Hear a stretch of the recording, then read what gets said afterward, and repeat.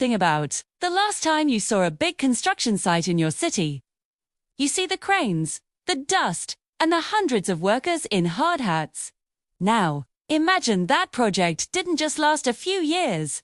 Imagine it lasted for 1,000 years. Generations of people lived, worked, and died on that ground. You would expect to find their footprints. You would expect to find their tools. Most of all, you would expect to find their graves. But at the world's oldest mystery, Göbekli Tepe, there is only a strange silence. For 10 centuries, workers carved giant 20-ton stones with perfect detail. They moved these massive rocks without wheels or engines.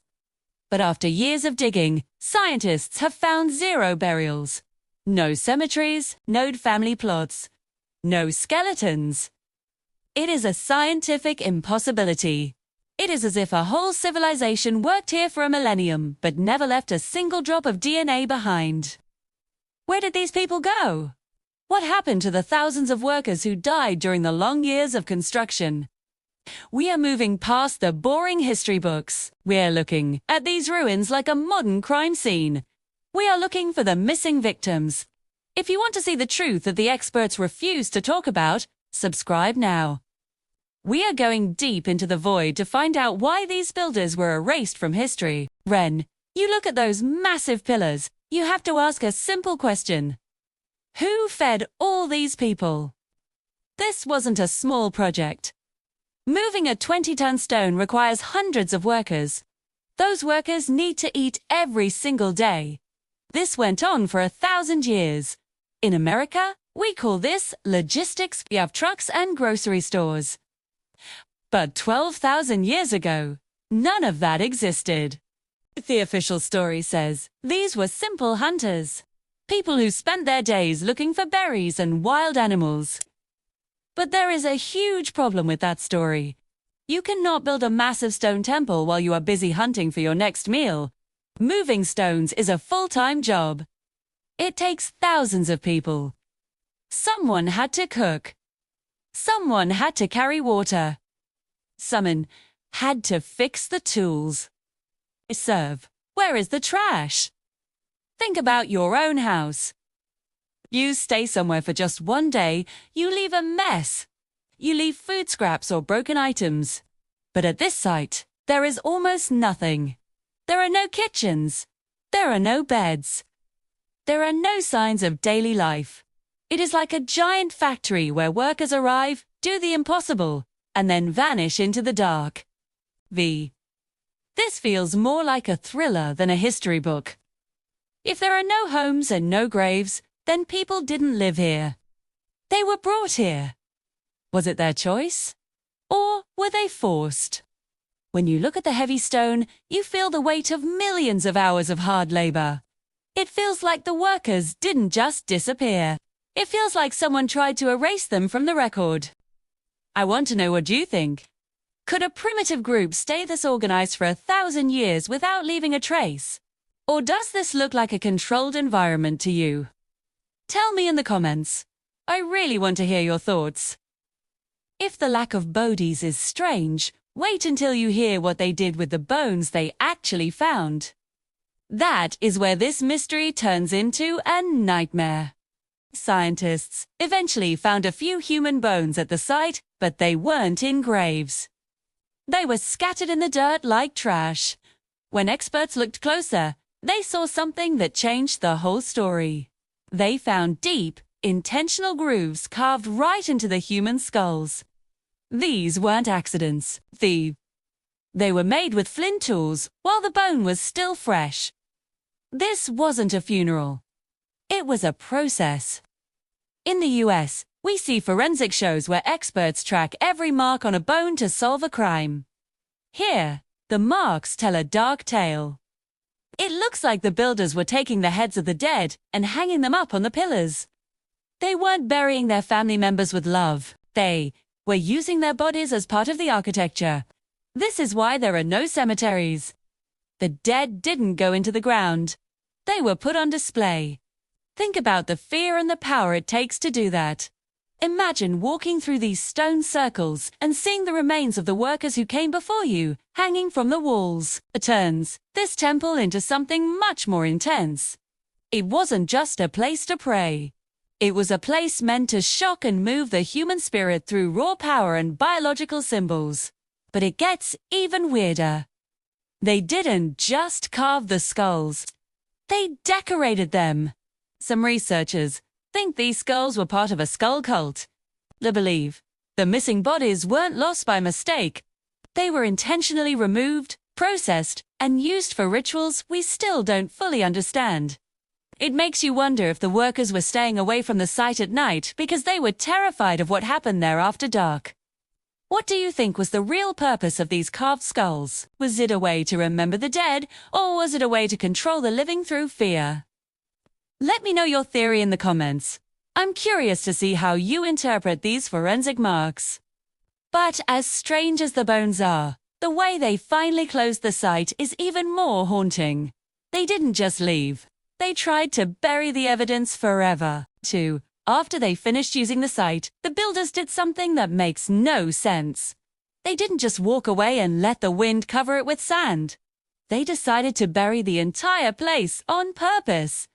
This wasn't a quick job. It was a massive operation. They hauled millions of tons of clean dirt and limestone rubble to fill in every single circle, shed. They spent years covering up their work until the giant pillars were completely hidden underground. In our modern world, we use dirt to hide things we don't want people to find. We call it a landfill or a cover-up. At Göbekli Tepe, they didn't just bury the stone, they buried the truth. Usually, when archaeologists dig up an old city, they find layers of trash, charcoal, and animal bones. Birds. The dirt used to fill this site was clean. It's as if they carefully chose the soil to make sure they were leaving any clues behind. This is what scientists call a biological wash. By using clean fill, they basically bleached the site of its history.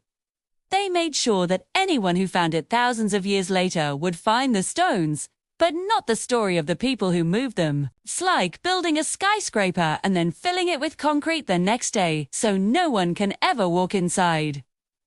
It is a total waste of energy unless the goal was to keep something locked away. Why would a civilization work so hard to create a masterpiece and then work even harder to erase it? Some think they were protecting it for the future. But others think they were trying to kill the memory of what happened there. When you bury something that deep, you aren't trying to remember it. You are trying to make sure it stays dead. It makes you feel like the site wasn't a gift for us to find, but a secret they hoped we would never discover. What do you think they were so afraid of? Were they hiding the temple from an enemy? Or were they trying to stop something from coming out of those circles? Write your best guess in the comments. I read every single one. Bed. Even with all that dirt, they couldn't hide the math. In the next part, we look at the aerial blueprint that proves these builders had help from above. Hood.